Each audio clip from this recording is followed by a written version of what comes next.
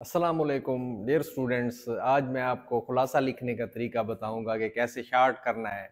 आगाज़ हो, वास्तो और इख्तिताम हो, लफ्ज़ों को हाईलाइट किया हुआ हो, तरतीब और तसलसल के साथ वाक़यात आएँ, 2.5 से 3 पैराग्राफ हों और हर पैरा आपका खूबसूरत लिखा हुआ हो, साइडों से भी लफ्ज़ बढ़े हुए ना हो। तो इस तरीके से आपने लिखना है 20 से 25 मिनट।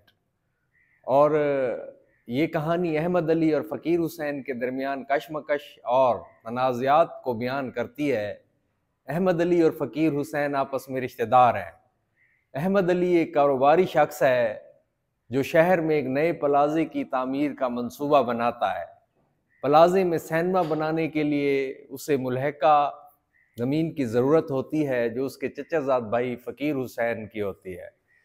वो उसे मुख्तलिफ हीलो बहानों से घर बेचने पर आमादा करने की कोशिश करता है और उसके बदले बेहतरीन मकान का लालच भी देता है, लेकिन फ़कीर हुसैन राज़ी नहीं होता। अहमद अली का बेटा आबिद ज़बरदस्ती उनसे मकान हासिल करना चाहता है। इस रवैये की वजह से फ़कीर हुसैन और उसका बेटा अख्तर और बेटी सईदा तंग आ जाते हैं।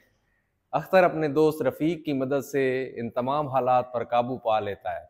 रफ़ीक एक जराइम पेशा फ़र्द है जो जहांगीर के साथ मिला हुआ है। ये लोगों की ज़मीनों पर नाजायज़ कब्ज़ा करता है। एक रोज़ अख्तर और उसकी बहन सईदा रफ़ीक के घर जाते हैं। सईदा घर में कदम रखते ही चारों तरफ उसे ढूंढती है। रफ़ीक घर में खामोश खड़ा होता है और सलामत उन दोनों का इस्तकबाल करता है। रफ़ीक के रवैये से पशेमानी ज़ाहिर हो रही है। अख्तर और सईदा रफ़ीक को बताते हैं कि कुदरत ने जहांगीर से उसके तमाम गुनाहों का बदला ले लिया और वो हवेली में आग लगने की वजह से झुलस गया, जल गया और मर गया। उसकी मौत का रफ़ीक पर गहरा असर पड़ता है, लिहाजा वो अपने ज़मीर का बोझ हल्का करने के लिए ख़ुद को पुलिस के हवाले करना चाहता है ताकि वो अपने तमाम गुनाहों का अज़ाला कर सके और मुआशरे का एक बेहतरीन इंसान बन सके। अख्तर और सईदा रफ़ीक को समझाते हैं कि ख़ुद को पुलिस के हवाले ना करे और ये काम हमेशा के लिए छोड़ दे, जिस पर रफ़ीक उन्हें कहता है कि एक अच्छा इंसान बनने के लिए उसे तमाम चीज़ें, वो तमाम बोझ अपने गर्दन से उतारना होगा और गुनाहों का कफ़ारा अदा करना होगा, और ये ऐसे मुमकिन नहीं। जिस पर सलामत उसे कहता है कि वो काम तुमने अपनी खुशी से नहीं किए थे, लेकिन रफ़ीक ख़ुद को कसूरवार ठहराते हुए कहता है, चाहे अपनी मर्ज़ी से नहीं किए थे मगर किए तो थे, कानून तो तोड़ा था और लोगों को नुकसान भी पहुँचाया था। सईदा रफ़ीक से मोहब्बत करती है, इसलिए वो उसे इस मौक़िफ़ से परेशान और उदास हो जाती है। रफ़ीक, सलामत, अख्तर और सईदा के इसरार के बावजूद अपने फ़ैसले से पीछे नहीं हटता। दूसरी तरफ मुसन्निफ़ कहानी को नया मोड़ देता है।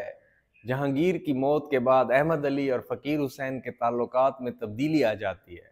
अहमद अली की तबीयत नासाज होने की वजह से फ़कीर हुसैन उसके घर आना जाना शुरू कर देता है, जिससे उनके ताल्लुकात बेहतर हो जाते हैं। दोनों ख़ानदानों की मौजूदगी में अहमद अली फ़कीर हुसैन से सईदा का हाथ अपने बेटे खालिद के लिए मांगता है, जिसे खुद सईदा भी उसके किरदार, शराफत और नफासत की वजह से पसंद करती है।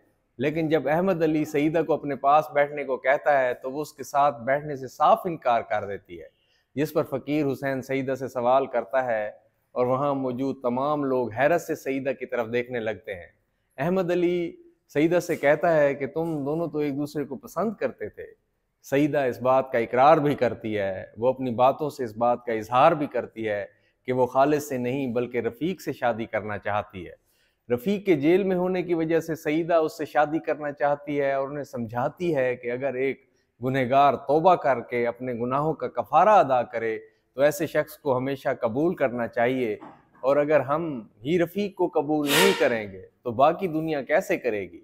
फ़कीर हुसैन को सईदा की ये सोच बहुत पसंद आती है और वो उसे मशवरा देता है कि रफ़ीक के साथ उसका ताल्लुक़ एहसान के तौर पर ना हो बल्कि एक बाहमी शराकत दारी के तौर पर हो।